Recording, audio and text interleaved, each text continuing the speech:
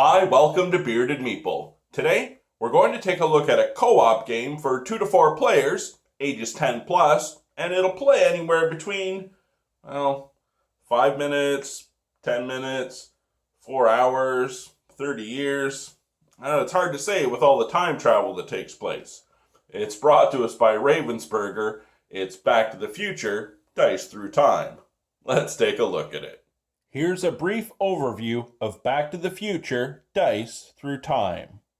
The game takes place over 4 timelines: 2015, 1985, 1955, and 1885. Each timeline is color coordinated. There's a Biff in each timeline, and in essence, each player is Marty traveling through the game in a DeLorean. Players receive color-coordinated dice and a player board. It will explain turn order and the dice actions. To win the game, you must return items to a particular point in time.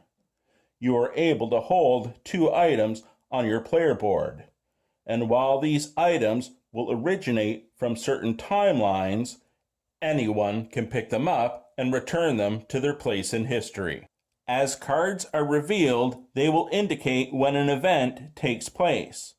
There will be special events, some helping you or hindering you during gameplay. To clear an event, you will spend dice matching the icons in the upper left corner. Clear an event, you'll earn an item. Return the item to its point in history, you'll earn help from Einstein. But just be careful you don't create any paradoxes. Let's take a look at the setup and the gameplay.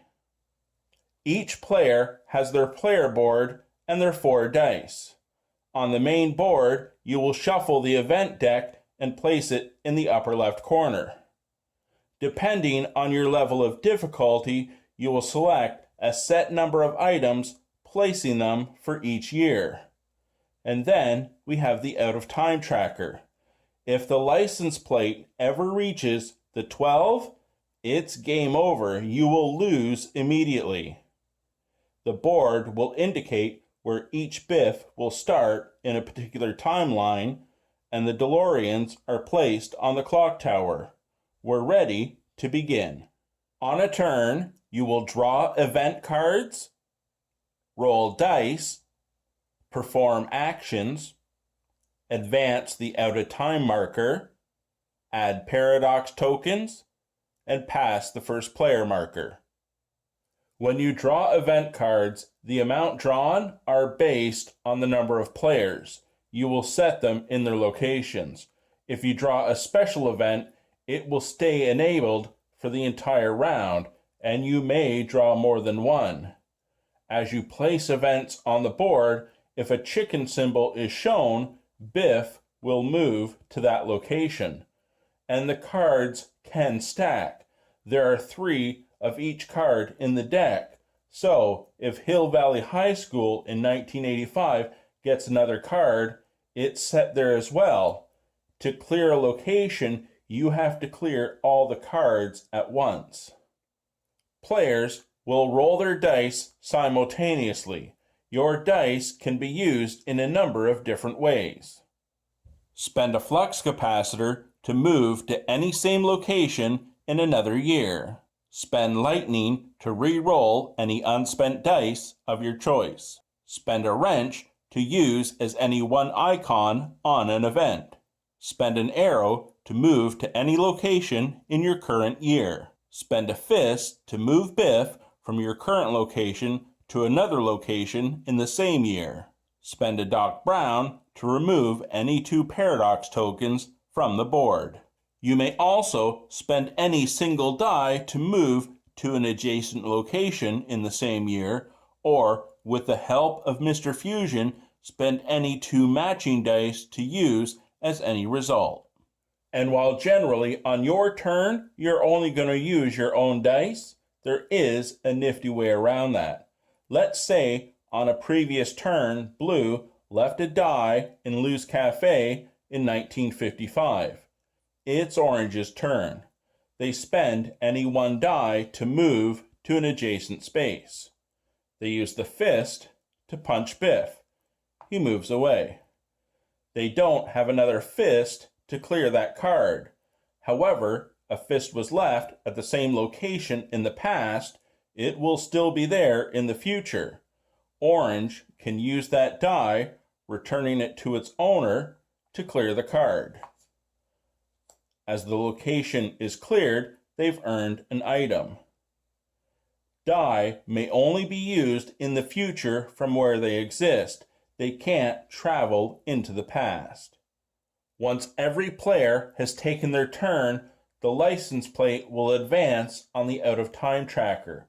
Whichever year has events at the most locations, the license plate will move accordingly. 1885 has 2 locations filled, so it will move 2 spaces. Remember, if that reaches 12, it's game over. You will now add paradox tokens to each location in that year that contributed to moving the out-of-time tracker. And you'll definitely want to clear those because in subsequent turns, whichever year moves the out-of-time tracker, if they have paradox tokens on them as well, they will contribute in the tally to moving that closer to game end. You then pass the first player marker and a new round begins. And that's the game, drawing and placing event cards on locations, hopefully getting help from special events, rolling your dice and using their actions to clear the events from the locations. Be careful as you travel through time because you don't want to create any paradoxes by bumping into yourself and moving the out-of-time tracker even quicker. As you clear events, either a single card or all the cards on a location, you will earn items. Anyone can grab an item from any timeline and return it to its proper place in history. As you do so, the out-of-time tracker will move back to the left and you'll earn help from Einstein. Work together, return all the items, you'll win the game. And that, my friends, is Back to the Future, Dice Through Time. Now, a couple of things I'd like to say. First off, regarding production quality, it's top-notch, but that should be expected. I like the color palette, I enjoy the art style, and the components, they're really well made, and I'm actually fine with standees. Usually I'll shy away from them, but in this game, it works. Now for the gameplay itself, in some senses, it's a traditional co-op because, you're traveling around the board, doing this, doing that, you have your objectives. But what really shines in this game, and I'm not sure I've seen the mechanic in other games, is the fact that with the time travel, you or other players can drop things off and then use them in the future. And that's going to be key to winning this game because I played it 5 times in a row and we lost the first 4 games. Everyone synced, we did what we needed to do, and it was a really enjoyable experience. Just remember, when it comes to bullying, violence isn't the answer. It's time travel. I hope you get a chance to check it out. I'll talk to you again soon.